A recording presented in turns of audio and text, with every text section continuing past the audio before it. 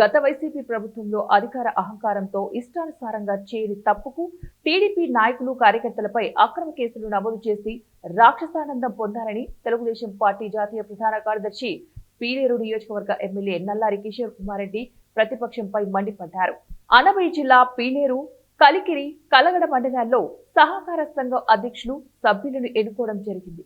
ఈ సందర్భంగా ఆయన మాట్లాడుతూ సహకార సంఘం అభివృద్ధి, రైతుల ప్రయోజనాలు, వాటి లక్ష్యాలను సాధించడానికి నూతనంగా ఎన్నికైన చైర్మన్లు, డైరెక్టర్లు కృషి చేయాలని ఆయన కోరారు.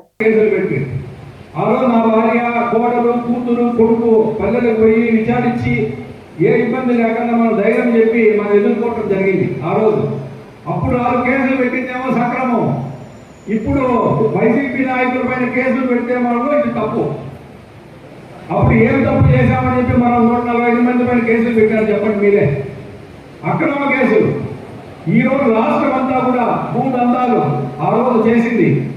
లిక్కర్ వ్యాపారము, ఏది ఇసుక, మట్టి ఒక్కటి వదిలేదో చెప్పండి వైసీపీ నాయకులు.